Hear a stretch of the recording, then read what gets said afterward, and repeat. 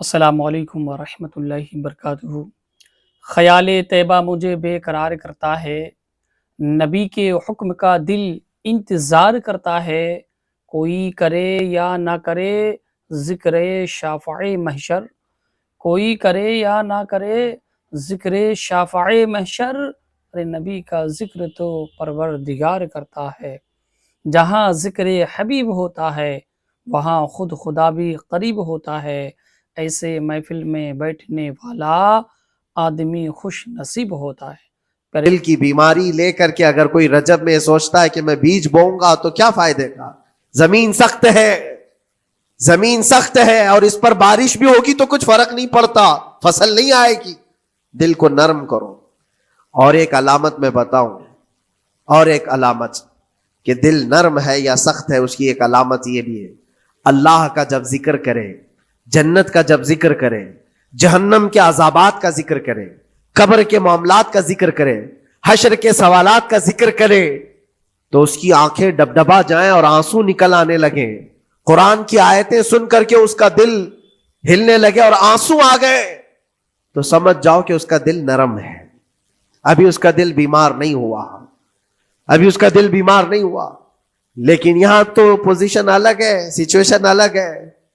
ہم تو پتہ نہیں کن کن چیزوں میں رو لیتے ہیں، لیکن اللہ کا کلام سنتے ہوئے کسی کے کان پر جوں بھی نہیں رینگتی۔ لوگ تو گانوں پر تھرکنے والے اور نغموں پر اچھل کود کرنے والے وجد کی بات کرتے ہیں، لیکن اللہ کا کلام پڑھنے پر کوئی کسی کو وجد کیوں نہیں آتا؟ یہ ایمان کی علامت ہے۔ قرآن میں اللہ نے فرمایا وَإِذَا تُلِيَتْ عَلَيْهِمْ آيَاتُهُ زَادَتْهُمْ ایمانا، جب اللہ کی آیتیں ان پر تلاوت کی جاتی ہیں، مومنین پر، ان کا ایمان بڑھ جاتا ہے۔ کیا آپ امام کے پیچھے قرات سن کر کے اپنے دل میں ہلچل محسوس کرتے ہیں؟ سننے کی طبیعت کرتی ہے؟ بلکہ ادھر نماز پڑھ کر کے جانے کے بعد آدھے گھنٹے کے بعد پوچھے آج پہلی رکعت میں کیا پڑھا تھا، دوسری رکعت میں کیا پڑھا، آپ کو پتہ ہی نہیں رہتا، یاد ہی نہیں امام صاحب کیا پڑھ رہے تھے، میں تو دکان کا حساب کتاب کر رہا تھا، کیا خبر ہے کہ انہوں نے کیا پڑھا؟ تو قرآن کو توجہ سے پڑھے ہوتے تو تمہارے دل میں بھی وہ باتیں اثر کر رہی ہوتی۔ میرے عزیزوں، کتنے ایسے لوگ ہیں جو صرف اور صرف قرآن پاک کی تلاوت کی وجہ سے دلوں کو نرم کر دیا گیا ہے۔ میں اسی بات پر آج فوکس کر کے ختم کر دوں گا۔ رجب المرجب بیج بونے کا موسم ہے، تو دل کے نرمی کے ساتھ ہی بیج بو، کیونکہ یہ زمین ہے تمہاری، اور زمین نرم نہ ہو تو کتنی بھی نیکیاں کرو کیا فائدے کی؟ دل سخت ہے، گناہوں سے لبریز ہے، اور دل کو نرم کرنے کا علاج دو چیزیں بتائی گئی، کریں گے انشاءاللہ۔ دو چیزیں بڑی آسان ہیں۔ اگر دل کو نرم کرنا ہے تو دو چیزیں فرمائی گئی، کثرت سے قرآن پاک کی تلاوت کرو یا کثرت سے میرے نبی پر درود پاک پڑھا کرو۔ دو چیزیں کر کے دیکھو، تمہارا دل نرم ہو جائے گا۔ اور بھی دوسری علامت، دوسرے علاج بھی میرے آقا نے فرمایا۔ ایک صحابی آئے تھے، انہوں نے عرض کیا یا رسول اللہ صلی اللہ علیہ وسلم، لوگ آپ کے پیچھے نماز پڑھتے ہیں تو زار و قطار رونے لگتے ہیں، جب آپ دعا کرتے ہیں تو وہ دھاڑے مار کر کے روتے ہیں، میں کبھی رو نہیں پاتا، میرا رونا نہیں آتا، میں بھی قرآن سنتا ہوں، میں بھی آپ کے پیچھے نماز پڑھتا ہوں۔ تو حضور پاک صلی اللہ علیہ وسلم نے فرمایا تمہارا دل سخت ہو گیا ہے، تمہارا دل سخت ہو گیا ہے۔ انہوں نے کہا کیا کروں، علاج کیا ہے اس کا؟ وہ مسیحا امت ہے میرے آقا، ہر ایک کا علاج جانتے ہیں، کس کو کون سا علاج دینا ہے۔ نبی پاک صلی اللہ تعالی علیہ وسلم فرماتے ہیں جاؤ کسی یتیم بچے کے سر پر ہاتھ پھیرو، اللہ تمہارا دل نرم کرے گا۔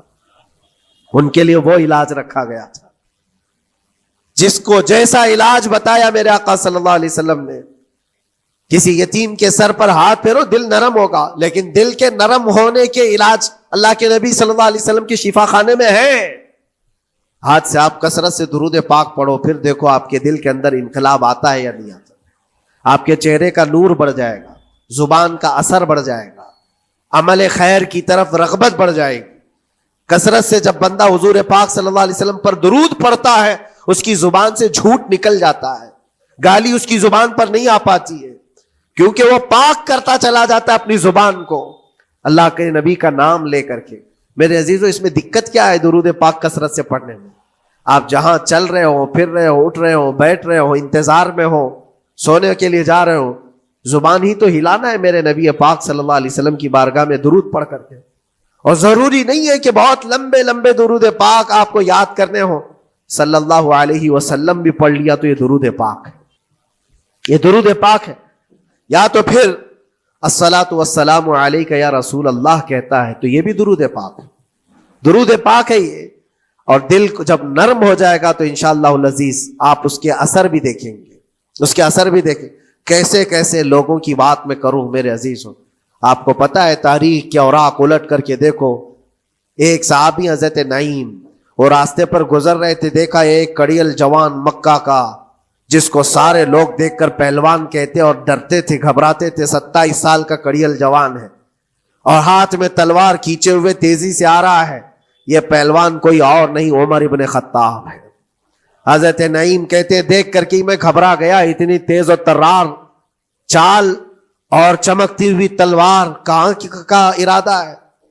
پوچھا حضرت نعیم نے کہاں جا رہے ہو؟ عمر ابن خطاب نے کہا محمد کا قتل کرنے جا رہا ہوں. معاذ اللہ رب العالمین, اس لیے کہ ایمان لائے ہوئے نہیں تھے. یہ دلوں کی سختیاں ہیں, یہ دلوں کا منجمد ہونا بتا رہا تھا کہ وہ نبی پاک صلی اللہ علیہ وسلم کے قتل کے لیے نکلے.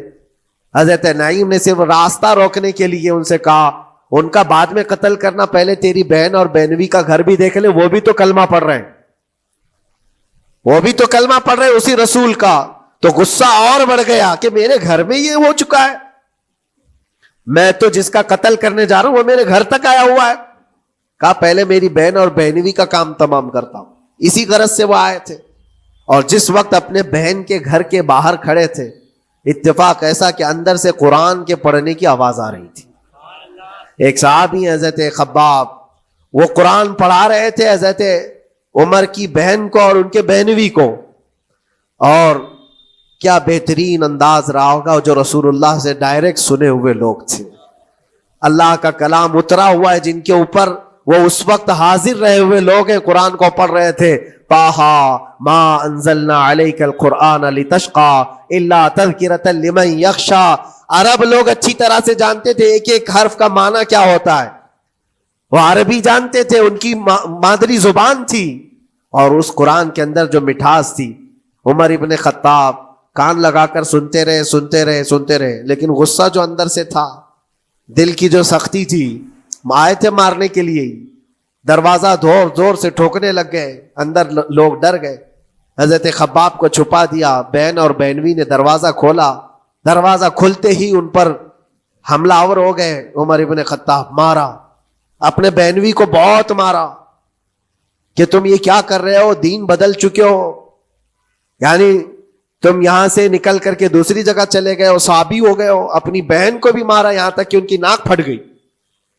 جب لہو لہان ہو گئے تو عمر ابن خطاب نے دیکھا کہ میں اپنی بہن اور اپنی بھائی کو مار رہا ہوں. پھر تھوڑی دیر کے لیے دل میں رحم آیا. اور دل میں رحم آیا کس چیز کا, کس چیز کی وجہ سے نرم ہوا دل میرے عزیزوں؟ بھائی اپنے بہنوی کی اور اپنی بہن کی پٹائی کو دیکھ کر کے نہیں, ان کو دیکھا تھوڑی دیر کے بعد اور کہا چلو چھوڑو جانے دو, جو ہوا سو ہوا, لیکن جو تم لوگ پڑھ رہے تھے میرے آنے کے وقت مجھے دوبارہ پھر سے سنا دو. وہ کیا کلام تھا, وہ کون سا کلام تھا؟ اتنا سننا تھا کہ بہن نے محسوس کر لیا کہ دل کی نرمی کا دروازہ کھل چکا ہے. یہ قرآن ہے جس نے دلوں کے دروازے کھولے ہیں, مکہ والوں کے قرآن ہے, دل کی نرمی کی طرف دروازہ کھل چکا ہے. تو عمر ابن خطاب سے کہا کہ تم غسل کر لو, تم پاک ہو جاؤ, ہم قرآن تمہیں سناتے ہیں. اور انہیں پاک کیا گیا. تو حضرت خباب جلدی سے باہر آئے, کہا میں سناتا ہوں. حضرت عمر کو جب یہ آیتیں سنائی گئی, جھوم کر کے سننے لگے. قرآن کی وہ آیتیں 16 یا 17 آیتیں ہی سن پائے تھے کہ ان کے جسم کے اندر راشا تاری ہوا, کپ کپی آئی. کہا کہ چلو محمد کے پاس صلی اللہ تعالی علیہ وسلم, مجھے لے کر کے چلو, میں ان سے بات کرنا چاہتا ہوں. میرے عزیزو, بھائی اور بہنوی اور بہن لے کر کے چلے. اور اس وقت حالات سخت تھے مکہ کے. حضور پاک صلی اللہ تعالی علیہ وسلم کے پاس 39 صحابہ تھے جو ایمان لائے ہوئے, اور پہرے داری میں امیر حمزہ کھڑے رہتے تھے کہ کوئی آئے گا تو میں اس کی برابر خبرگیری کروں گا. عمر ابن خطاب کو تلوار لٹکاتے ہوئے آتے دیکھا تو صحابہ گھبرا گئے. مکہ کا بڑا پہلوان ہے, اس کو بھڑکا کر کے لوگوں نے بھیج دیا ہوگا, اب کیا ہوگا, یہ پٹائی بہت بری طرح سے سب کی کرے گا, غریب صحابہ ہے, اور حضور پر ہاتھ نہ اٹھا دے. سب ڈرنے لگے. حضور پاک صلی اللہ علیہ وسلم سے آ کر کہنے لگے کہ یا رسول اللہ صلی اللہ علیہ وسلم, عمر آ رہا ہے اور ہاتھ میں تلوار ہے. اللہ کے نبی صلی اللہ علیہ وسلم نے فرمایا وہ میری گردن نہیں, اپنی گردن دینے آ رہا ہے. وہ میری گردن لینے نہیں, اپنی گردن دینے آ رہا ہے. وہ مخبر صادق صلی اللہ علیہ وسلم جانتے ہیں کون میرا غلام ہے اور کون منافق ہے. عمر ابن خطاب آئے تو حضور نے فرمایا راستہ دے دو. آتے ہی انہوں نے تلوار زمین پر پھینک دی. چہرے جمال جہاں آرا کو دیکھا. حضور پاک صلی اللہ تعالی علیہ وسلم سے پوچھا, پھر وہ آیتیں سنائے. اب سوچو میرے عزیزو, صحابی سے سننا, یہاں تو ہم قاری قرآن سے سنتے ہیں قرآن کی آیتیں. 1400 سال کے بعد آج بھی قرآن کا وہ اثر لگتا ہے دل کے اوپر. یہ ان سے جو 1400 سال کے بعد جس قاری قرآن سے سنا وہ تو صحابہ سے سنے تھے, اور صحابہ سے بڑھ کر کے اللہ کے نبی سے جو قرآن سنا ہو, خود نبی پاک کی زبان اقدس سے. اور جب اللہ کے نبی صلی اللہ تعالی علیہ وسلم نے آیتیں تلاوت کی, عمر ابن خطاب کی آنکھوں سے آنسو شروع ہو گئے, زارو قطار رونے لگے, اور پھر پکار کر کہا اشہد ان لا الہ الا اللہ واشہد انک رسول اللہ. میں گواہی دیتا ہوں کہ اللہ کے سوا کوئی معبود نہیں, اور میں گواہی دیتا ہوں کہ آپ اللہ کے رسول ہیں. میرے عزیزو, عمر ابن خطاب رضی اللہ تعالیٰ عنہ کو اس طرف لانے والا, دل کو نرم کرنے والا, یہ قرآن پاک اللہ کا کلام ہی تو ہے. آج گناہوں سے اس پر بہت ساری پرت جم گئی ہے. ہمارے دلوں کے حالات ایسے ہو گئے, قرآن اٹھاؤ دلوں کو نرم کر دے گا. اور رجب المرجب میں قرآن کو پڑھو گے زمین نرم ہو جائے گی, اور پھر اس کی برکتیں تم رمضان میں دیکھو گے. ایک دو نہیں, ہزاروں ایسی ہیں. ایک ایسے مشہور ڈاکو, بغداد کے لوگ ڈرتے تھے, بغداد کے لوگ اتنا ڈرتے تھے کہ جو بھی قافلہ جائے گا لٹ جائے گا. فضیل بن عیاض, جو بھی قافلہ نکلتا تھا اس راستے سے لٹ جاتا تھا, کوئی بچ نہیں پاتا تھا. اور ایک قافلہ آ رہا تھا عرب سے, اور مال تجارت لے کر بغداد کی طرف جا رہا تھا.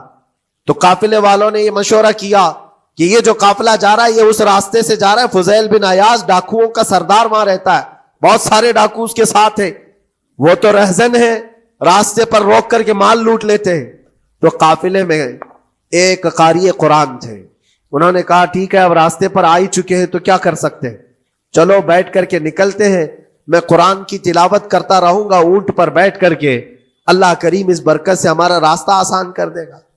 قاری قرآن نے قرآن کی تلاوت شروع کر دی, اور جب وہ راستہ آیا جو فضیل بن عیاض کا تھا. فضیل بن عیاض ایسی ڈاکہ زنی اور ایسی رہزنی میں مشہور آدمی, جن کے آس پاس, جن کے ہاتھ کے نیچے 1000 سے زیادہ ڈاکو کام کرتے ہوں. بغداد پورا ڈرتا تھا, پورے راستے وہاں پر کوئی بھی سلامت نہیں جا پاتا تھا.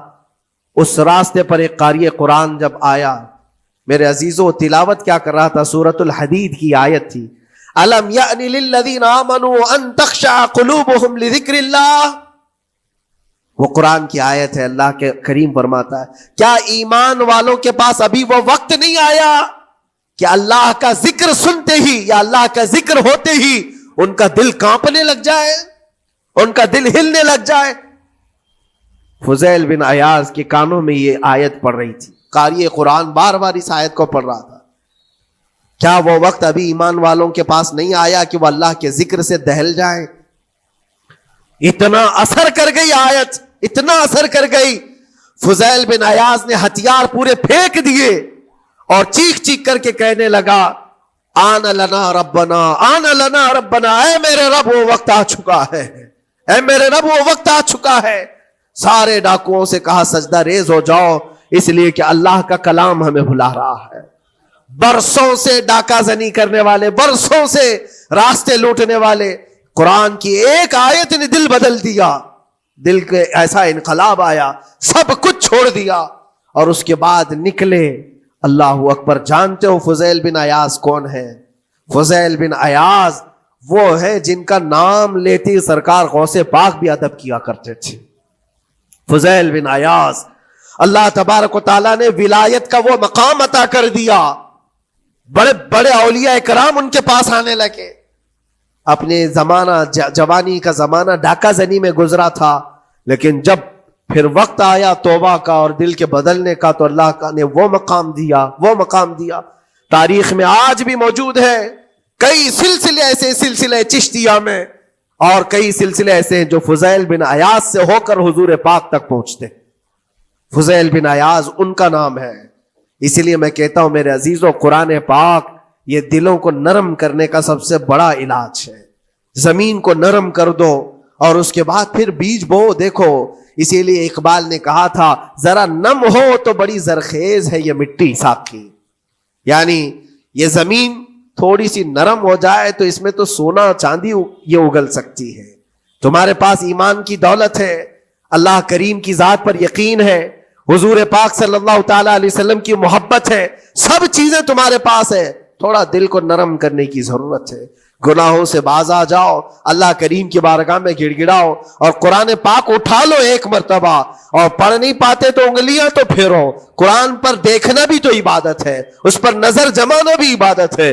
اللہ کا کلام سمجھ کر کے تم نے اٹھایا ہے تو جانتے ہو قرآن عظیم کل قیامت کے دن جس کی شفاعت کے لیے کھڑا ہو گیا، میرے آقا فرماتے پھر اس کو جہنم میں کوئی چیز نہیں لے جا سکے گی.